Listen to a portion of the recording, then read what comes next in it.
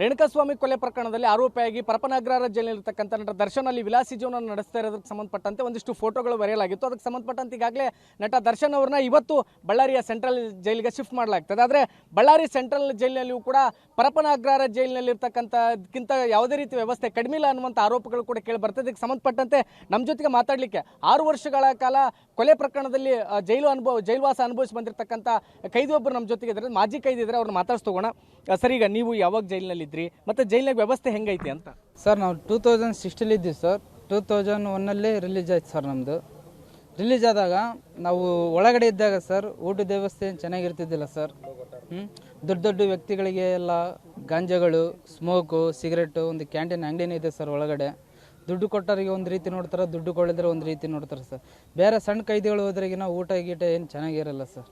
ಅಂದ್ರೆ ಈಗ ಪರಪನಗ್ರಹಾರ ಜೈಲಿನಲ್ಲಿ ಹೆಂಗೆ ಸಿಗರೇಟ್ ಸೇದೋದು, ಟೀ ಮಗ್ ಇಟ್ಕೊಂಡು ಕುಡ್ದು ಆ ಥರದ್ದೆಲ್ಲ ವ್ಯವಸ್ಥೆ ಇಲ್ಲೇನು ನಡೀತೈತಾ? ಇಲ್ಲಿ ನಡೀತದೆ ಸರ್. ಒಂದು ಡಬಲ್ ಸರ್. ಇಲ್ಲಿ ಅಲ್ಲಿ ಬೆಂಗಳೂರು ಜೈಲಲ್ಲಿ ಗಾಂಜಾ ನ್ಯೂಸ್ ಬಂದಿಲ್ಲ ಸರ್. ಇಲ್ಲಿ ಮಾತ್ರ ಗಾಂಜಾ ಪಕ್ಕ ಸರ್, 100% ಸರ್. ಇಲ್ಲಿ ಮಾತ್ರ ನಿಮಗೆಲ್ಲ ಸಿಗ್ತದೆ, ಇಲ್ಲಿ ಎಲ್ಲ ಸಿಗ್ತದೆ ಸರ್. ಇಲ್ಲಿ ನಾವಂತ ಗಾಂಜಾ ಗಿಂಜಾ ಸ್ಮೋಕ್ ಮಾಡ್ರಲ್ಲ ಸರ್. ನಾವೇನೋ ಗುಟ್ಕಾ ಮಾಡ್ತೀವಿ ಸರ್. ನಾವು ಗುಟ್ಕಾ ಮಾಡ್ತಿದ್ವಿ ಅನ್ಕೊಂಡು ನಾವೆಲ್ಲ ಬುಡ್ಕೊಂಬಿಟ್ಟಿವಿ ಸರ್. ನಾವು ಅಲ್ಲ, ಈಗ ನಿಮಗೆ ಎಲ್ಲಿಂದ ಸಿಗ್ತೈತೆ ಅದೆಲ್ಲ? ಗುಟ್ಕಾ ಆಗಿರ್ಬೋದು, ಸಿಗರೇಟ್ ಆಗಿರ್ಬೋದು, ಮತ್ತು ಈ ಗಾಂಜಾದಲ್ಲಿ ಯಾರು ತಂದು ಕೊಡ್ತಿದ್ರು ನಿಮ್ಗಂತ? ವಾರ್ಡನ್ನೇ ಸರ್. Warden jailer sir. ಅವರೇ ತಂದು ಕೊಡ್ತೀವಿ ಸರ್. ಅವರು ದುಡ್ಡು ಕೊಟ್ರಿಗಿನ ಅವ್ರು ಏನು ಬೇಕಾದ್ರೂ ತಂದು ಕೊಡ್ತಾರೆ ಸರ್.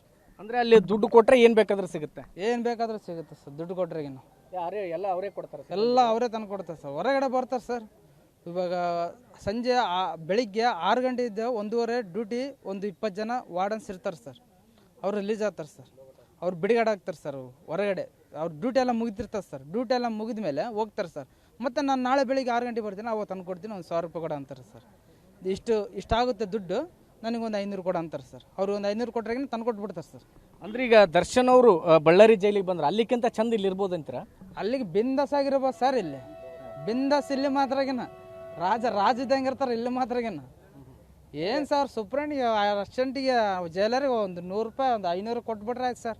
ಎಲ್ಲಿ ಬೇಕಾದ್ರೆ ಸಿಗ್ತದೆ ಸರ್. ಅದೇ ನಮ್ಮ ಹತ್ರ ಕೈದಿಗಳು ಹೋಗ್ಬಿಟ್ರಿ, ನಾವು ಕೊಡ್ತೀವಿ ಸರ್ ಅಂತಂದ್ರೆ, ಬೇರೆ ಜೈಲಿಗೆ ಹಾಕ್ತೀನಿ, ನಿನ್ನ ಗುಲ್ಬರ್ಗ ಹಾಕ್ತೀನಿ, ಬೆಂಗಳೂರು ಹಾಕ್ತೀನಿ ಅಂತ ಹಿಂಗೆ ಆದರ್ಸ್ತಾರೆ ಸರ್. ಸರ್ ಅಂದ್ರೆ ರೊಕ್ಕ ಕೊಟ್ಟರೆ ಬಳ್ಳಾರಿ ಜೈಲಿನಾಗ ಏನು ಬೇಕಾದ್ರೆ ಸಿಗುತ್ತೆ? ಏನು ಬೇಕಾದ್ರೂ ಸಿಗುತ್ತೆ ಸರ್.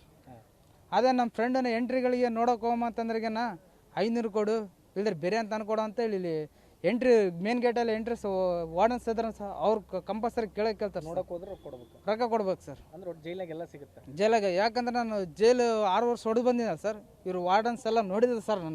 ನೋಡಿದಾರೆ. ನಾನು ನೋಡಿ 600 ಕೊಡು, 500 ಕೊಡು, 200 ಕೊಡು ಅಂತ ಕೇಳ್ತಾರೆ ಸರ್.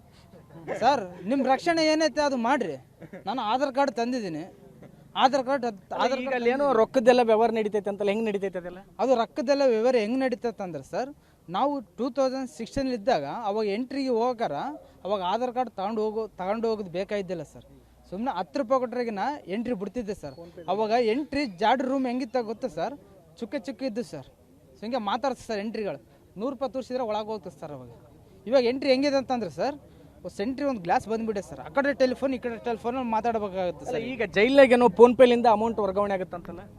ಫೋನ್ಪೇಯಿಂದ ದೊಡ್ಡ ವ್ಯಕ್ತಿಗಳು ಸರ್. ಅವು ಯಾರಿಗೆ ಹಾಕ್ತಾರೆ? ರೌಡಿ ಸೀಟ್ರುಗಳು ಇರ್ತಾರಲ್ಲ ಸರ್. ಯಾವುದಾದೋ ಊರ್ಲಿದ್ದ ಬಂದಿರ್ತಾರೆ ರೌಡಿ ಸೀಟ್ರುಗಳು, ಅವರೆಲ್ಲ ಬಂದಿರ್ತಾರೆ ಸರ್. ಅವ್ರವ್ರಿಗೆ ಫೋನ್ಪೇ ಇದಾವೆ ಸರ್. ಅವ್ರು ಆಶೆ ಅಂತಾರೆ. ಇವಾಗ ನಮ್ಮಂಥ ಕೈದಿಗಳು ಹೋಗ್ಬೇಕಂದ್ರೆ ಅಂಥ ರೌಡಿ ಸೀಟ್ರಲ್ಲಿ ಪರಿಚಯ ಮಾಡ್ಕೋಬೇಕು. ಅಣ್ಣ ಫೋನ್ಪೇಯಲ್ಲಿ ಇಷ್ಟು ದುಡ್ಡು ಬರುತ್ತೆ, ಆ ದುಡ್ಡು ಯಾರಿಗೆ ಕೊಡ್ತಾರೆ? ಅವು ಫೋನ್ ರೌಡಿ ಸೀಟ್ರ್ ಹತ್ರ ನಾವು ಹೋಗ್ತೀವಿ ಸರ್. ಹೋಗ್ತಡೆ, ಅಣ್ಣ ನಮ್ಮ ಮನೆಯಿಂದ ಅಷ್ಟು ದುಡ್ಡು ಹಾಕ್ತಾರೆ, ಒಂದು 2000 ರೂಪಾಯಿ ಬರುತ್ತೆ, ನಿನಗೊಂದು 500 ರೂಪಾಯಿ ಇಟ್ಕೋಣ, ನನಗೊಂದು 1500 ಕೊಡು ಅಂತಂದ್ರೆಗೇನ ಅವ್ರು ಫೋನ್ಪೇ ಅಷ್ಟೇ ಅಂತಾರೆ. ಇದು ದುಡ್ಡು ಒಳಗಡೆ ಕ್ಯಾಂಟೀನ್ ಇದೆಯಲ್ಲ ಸರ್, ಕ್ಯಾಂಟೀನಲ್ಲಿ ಟಿಫನ್ ಮಾಡ್ತಾರೆ, ಗುಟ್ಕಾ ಮಾಡ್ತಾರೆ, ಗಾಂಜಾ ಮಾಡ್ತಾರೆ. ಅಂದರೆ ಇದಿಷ್ಟು 6 ವರ್ಷಗಳ ಕಾಲ ಕೊಲೆ ಪ್ರಕರಣದಲ್ಲಿ ಬಳ್ಳಾರಿಯ ಸೆಂಟ್ರಲ್ ಜೈಲಿನಲ್ಲಿ ಶಿಕ್ಷೆ ಅನುಭವಿಸಿ ಬಂದಿರುವಂಥ ಕೈದಿ ಜಯಸಿಂಹ ಅವರು ಹೇಳುವಂಥ ಮಾತು. ಎಲ್ಲೋ ಒಂದು ಕಡೆಗೆ ಪರಪನಗ್ರಹಾರ ಜೈಲಿನಿಂದ ಈಗಾಗಲೇ ಬಳ್ಳಾರಿಯ ಸೆಂಟ್ರಲ್ ಜೈಲಿಗೆ ಬರ್ತಕ್ಕಂಥ ದರ್ಶನ್ ಅವ್ರನ್ನ ಶಿಫ್ಟ್ ಮಾಡ್ತಾ ಇದ್ದಾರೆ. ಇಲ್ಲಿಯೂ ಕೂಡ ಅದೇ ರೀತಿಯ ವ್ಯವಸ್ಥೆ ಇದೆ ಅನ್ನುವಂಥ ಆಘಾತಕಾರಿ ಅಂಶವನ್ನು ಇದೀಗ ಮಾಜಿ ಕೈದಿ ಒಬ್ಬರು ಹೇಳ್ತಾ ಇರುವಂಥದ್ದು. ಯಾಕಂದರೆ ಬಳ್ಳಾರಿ ಸೆಂಟ್ರಲ್ ಜೈಲಿನಲ್ಲೂ ಸಹಿತ ಗಾಂಜಾ, ಗುಟ್ಕಾ, ಸಿಗರೇಟ್ ಎಲ್ಲವೂ ಕೂಡ ಸಿಗುತ್ತೆ. ಇಲ್ಲಿ ಯಾವುದಕ್ಕೂ ಸಹಿತ ಕೊರತೆ ಆಗೋದಿಲ್ಲ. ದರ್ಶನ್ ಅವರು ಅಲ್ಲಿಕ್ಕಿಂತ ಇಲ್ಲಿ ಇನ್ನಷ್ಟು ಚೆನ್ನಾಗಿರ್ಬೋದು ಅನ್ನುವಂಥ ಒಂದಿಷ್ಟು ಆತಂಕಕಾರಿ ವಿಚಾರಗಳನ್ನ ಹೇಳ್ತಾ ಇದ್ದಾರೆ. ಎಲ್ಲವೊಂದು ಕಡೆಗೆ ಇವೆಲ್ಲವನ್ನು ಕೂಡ ಗಮನಿಸಿದರೆ ಜೈಲಿನ ವ್ಯವಸ್ಥೆಗಳು ನಮ್ಮ ರಾಜ್ಯದಲ್ಲಿ ಯಾವ ರೀತಿ ಇದೆ, ನಮ್ಮ ದೇಶದಲ್ಲಿ ಜೈಲಿನ ವ್ಯವಸ್ಥೆ ಯಾವ ರೀತಿ ಇದೆ ಅನ್ನುವಂಥದ್ರ ಕುರಿತಾಗಿ ಒಂದಿಷ್ಟು ಸಂಶಯಗಳು ಕೂಡ ವ್ಯಕ್ತವಾಗ್ತಾ ಇದ್ವೆ. ಕ್ಯಾಮರಾಮನ್ ಲುಕ್ಮನ್ ಜೊತೆ ಅಮರೀಶ್ ಅಲ್ಕ, ಹೊಮ್ಮಿನಾಳ ಪಬ್ಲಿಕ್ ಟಿವಿ, ಬಳ್ಳಾರಿ.